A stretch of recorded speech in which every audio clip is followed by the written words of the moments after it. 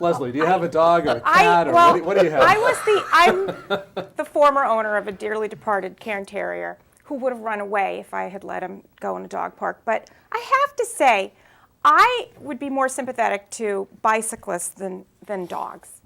I think I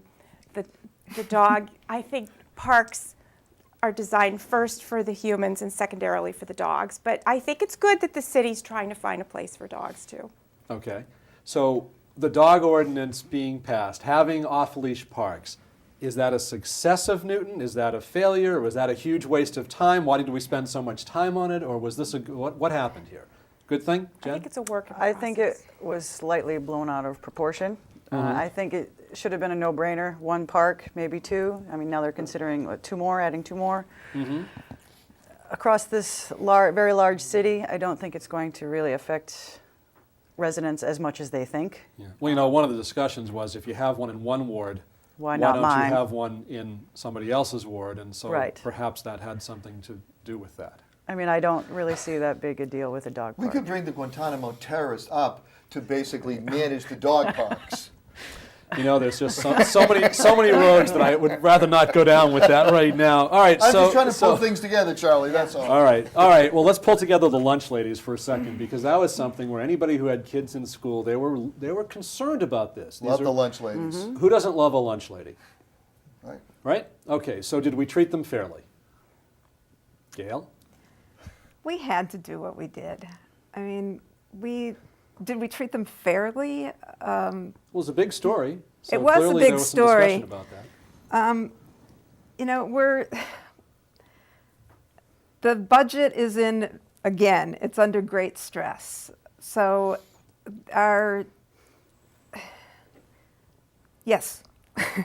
Yes, we treated them fairly. Yes, we treated them fairly. Okay. I don't like it, but yes, How we much did treated that them school fairly. cost? That school cost, what, $200 million? Right. And we couldn't afford a few bucks for some lunch ladies?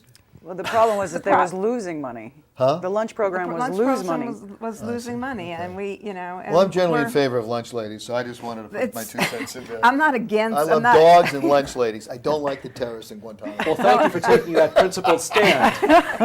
Very controversial, and when you run for office, that's your platform. Absolutely, apple pie, the flag, lunch ladies, dogs, but not the Guantanamo terrorists. I would not want that money to go to the Guantanamo terrorists. I, by the way, am a bicyclist, but don't own a dog. I'm a bicyclist. But no, because we're going to be, the big issue in the coming year is the budget. And we're going to be, there's going to be a lot of layoffs coming up. And we're talking about a lot more than the lunch ladies. All right, let's go to the snow, because we've only got a few more minutes left. Let's go to the snow. This is going to be something that this has been going on for about 20 years or so. We had a snow ordinance in 1991. It was in there for about a year or so. It was voted out the next year. There are a lot of people that are very much in favor of bringing back a snow shoveling ordinance where residents are required to shovel their sidewalks that abut their homes.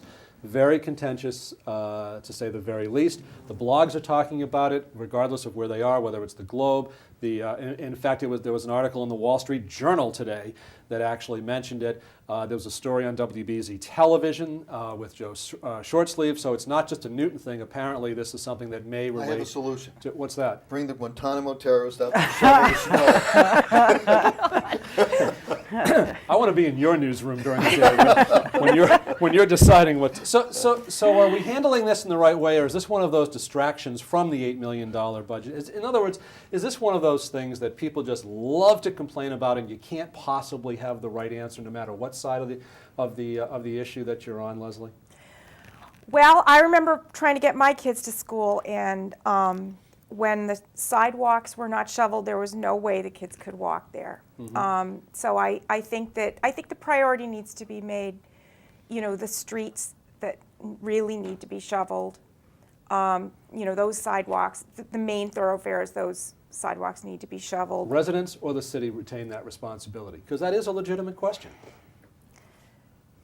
I think it's a split. What do you think is the solution? I think you can't legislate morality, and I also think you cannot force people to shovel city sidewalks. Unless they're if you have- gitmo detainees. Unless they have one living with them, if they've adopted one. But if you say to an elderly couple, we're going to fine you because your sidewalk isn't shoveled, I think that those are very tough lines to draw, and that was a serious comment. Okay. What are we going to see in 2011? What's the number one thing that we should be concerned about that the city needs to work on for 2011?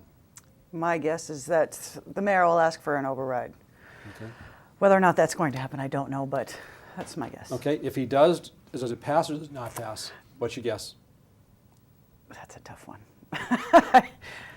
I would Not say whether yes. it should or not, whether it does.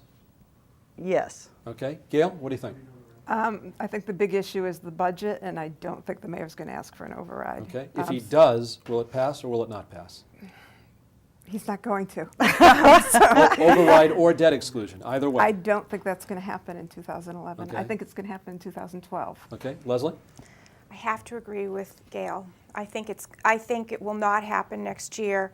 However, I do think the next time an override's proposed, it's more likely to pass since the last one failed. It's been a while. Override or debt exclusion? Oh, I mean override. Okay. The last one. 2012 debt exclusion, it's going to pass. Okay. All right. Dan, I'm almost afraid to ask. What do you what do you think? If we're it's going an to see? override for the lunch ladies, I'm voting for it. Anything else, I'm against. All right, Jenn Adams, producer of Newton News, seen throughout the city on Verizon, Comcast, and RCN. Thank you for being here. Gail Spector from the Newton Tab, the editor, thank you as well. Leslie Anderson from the Boston Globe and boston.com/yourtown/Newton, I believe, among other things. And Dan Ray. It was a lot of fun. From WBZ News Radio 1030. Thanks to everybody for coming. We'll wrap up the program right after this. We solved everything? The angels from the attic live in a warm, safe home, but some kids aren't so fortunate. Here's the big wishes list from the kids at the Home for Little Wanderers. Anyone can download it and donate a gift.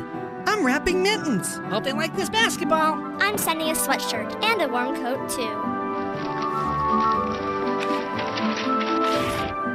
We're off to deliver the gifts. To find out how you can help the Home for Little Wanderers and to download fun coloring pages, visit our website. And thank you.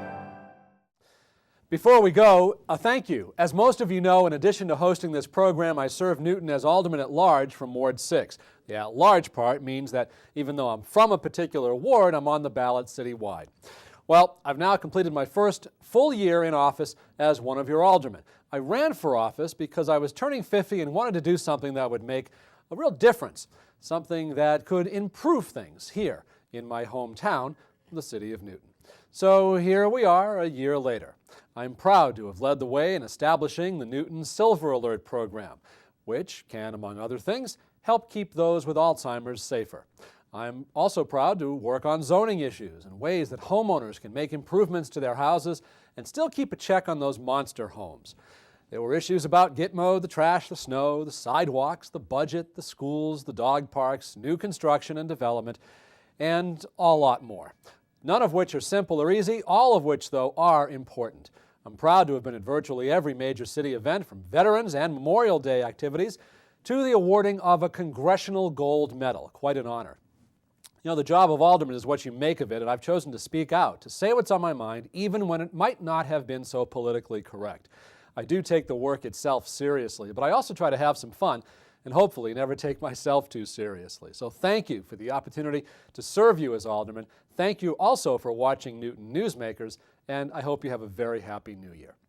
This program will be repeated throughout the month on New TV. It's also available in its entirety online 24/7 at newtonnewsmakers.org. I'm Charlie Shapiro. See you next time for another edition of Newton Newsmakers. Newton Newsmakers is made possible through the volunteer production efforts of the employees of Mass Media and Big City Publishing, and through the support of Newton residents like you.